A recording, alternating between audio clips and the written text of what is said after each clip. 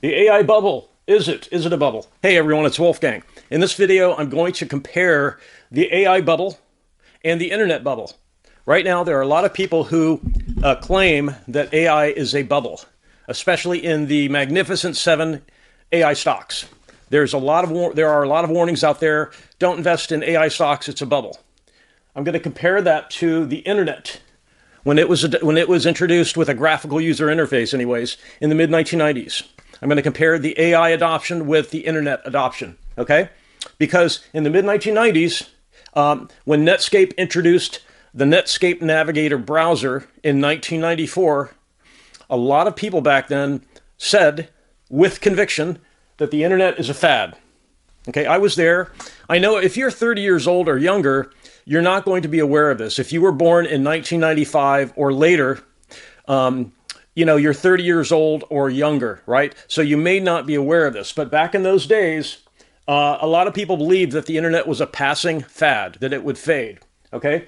And like I'm saying here, very few people alive today who are 30 years old or younger will believe that there was a very common opinion back then after Netscape came out. Very few people today who are 30 or younger will believe that there was a very strong conviction that the internet would pass, that it was just a fad and it would fade away. Because the internet is pervasive in our lives now. It's essential. It's all over the place. Everyone uses it. Almost every institution. I can't think of a single institution that doesn't use the internet. So the dot-com bubble bursting in 2001, this was only 7 years after Netscape Navigator, the browser. That was kind of the first graphical user interface of any real value for the internet. So 7 years after Netscape introduced the browser, the dot-com bubble burst, and that just, everyone said, see, we told you so. We told you that the internet was a passing fad and it wouldn't last. And now the dot-com bubble has burst, the stock market crashed. The very first internet companies like Webvan, Pets.com, etc. went under. They had poor business models. So that just seemed to confirm what the naysayers had been saying. You shouldn't have invested in the internet because we told you it was a passing fad. The dot-com bubble burst confirmed the fad belief, the passing, that the internet would pass into history and that the hype about the internet was overblown, okay? It's hard to believe that was a very strongly held belief in the mid-1990s, but it was. And the dot-com bubble bursting did not help. Okay, but if you if you look at the history of the internet growth, the Netscape browser came out in 1994. There were 13.5 million worldwide users of the internet at that time. Not too many. 13.5 million worldwide, right? The US population is 350 million. And worldwide, there were 13.5 million users of the internet when Netscape came out with the browser, okay, the internet browser. A year later, there were 44 million. So it more than tripled in 1 year. That's a pretty strong adoption rate. It took Netflix 4 years to reach 1 million users. So Netflix, as we all know and love, streaming service. It was not a streaming service when it first came out. They mailed CD-ROMs. You would subscribe to Netflix. They would send you CD-ROMs through the mail with movies. So it was a little bit different back then. It took them 4 years to reach 1 million users. So you sort of get the sense that, the internet did sort of take off, right? 13.5 million worldwide users to 44 million in 1 year. It did take off, but that's still not a huge number of people when you consider the worldwide population. And this is still much less than the US population, right? And it's taking Netflix 4 years to reach 1 million users. So it's kind of a slow adoption. All right, so let's compare that to the AI adoption. Okay, but before I actually get to that point, I just want to say that back in these days, everyone was warning that investing in the internet stocks was a mistake. It was a passing fad. And then the dot-com bubble burst, the stock market crash seemed to confirm what all the naysayers had said. You should never have invested in the internet. So keep that in mind. And nevertheless, the internet kept growing, as we all know. The growth in artificial intelligence after 2022. Let's compare that to the growth in the internet. Because right now, the whole reason I made this video is there are so many people saying that artificial intelligence is in a bubble, right? So we know that the internet is not a bubble. We didn't know that back in the mid-90s. Everybody thought it was a bubble. The stock market crashed. Everybody knew it was a bubble, right? No, it took off like gangbusters. It continued growing. The internet did. So I'm going to compare artificial intelligence, which everyone is saying is in a bubble, with the growth of the internet when the browser came out in the mid-90s. November 30th, 2022, about 2.5 years ago, right? Because we're not at November 2025. We're still in July of 2025. So just a little more than 2.5 years ago, ChatGPT came out. It reached 1 million users in 5 days. It took Netflix 4 years to reach 1 million users. ChatGPT reached 1 million users in only 5 days. So when you hear someone say that AI is in a bubble, it's not. It's not in a bubble, okay? You would not have this high of a growth rate if it was a bubble. The internet was claimed to be a bubble too. It was not a bubble. The internet grew and grew and grew. Now the entire planet knows about and uses the internet. The growth rate of the internet was constant. It kept growing and growing and growing. And many, many people and companies made huge fortunes from the internet. And now we have a new technology, artificial intelligence, the large language model specifically. Artificial intelligence has been around for a long time, but it was not until ChatGPT, natural language processing, the large language model, generative AI, on November 30th, 2022, when that arrived, it really took off.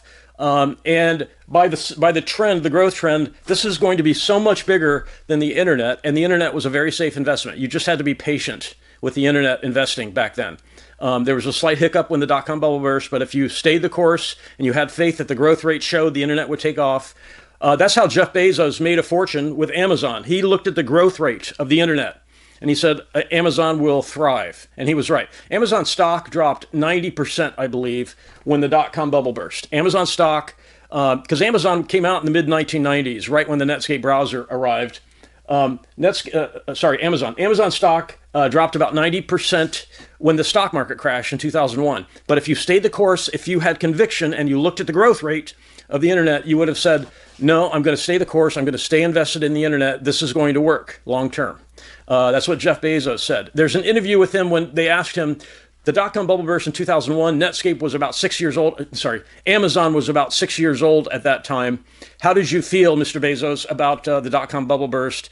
And, they mentioned that Amazon stock dropped 90%, and look where Amazon is today. I mean, Bezos at one point, I believe, was the richest person on the planet until Elon Musk surpassed him. So my whole point with this video is to counter the claim that artificial intelligence is in a bubble. It's going to have ups and downs. There's no question about it. But long term, this is blowing away the internet adoption so hard. You cannot miss this growth rate.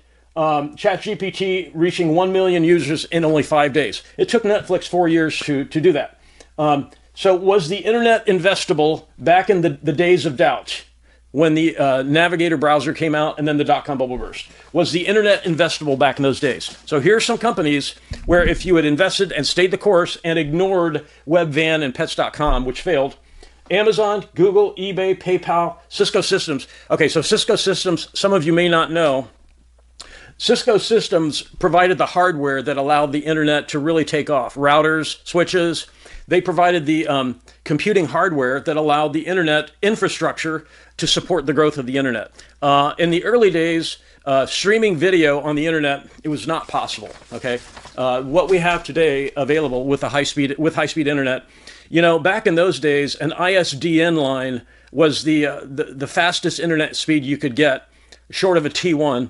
ISDN lines were 128 kbits. Right? So we're at 300 million, 300 megabits right now. ISDN in the mid-late 1990s was expensive, and it was the fastest option you had if you were a home user. Because home users could not afford a T1 or a T2 line at their home. It was just it was thousands of dollars. ISDN was 128 kbits per second. Now you can order 300 megabits per second for $50 a month. So things evolved in the internet. The internet was investable back then. It took some time. Cisco Systems provided the infrastructure hardware to allow the growth to occur. Facebook, YouTube, Spotify, Twitter, Uber, DoorDash, etc. All these companies made fortunes for people. When they first came out, all these companies, especially Facebook, I don't know if you guys remember the growth rate of Facebook, but it was astonishing. So a lot of people made their fortune on these companies. So the point is, the internet bubble fad claim back in the 90s, it was wrong. It was not a fad. It was not a passing fancy. If you looked at the growth rate, it would have told you what to do, and that was invest in internet stocks. Now, investing in individual stocks, personally, I do not do that, okay?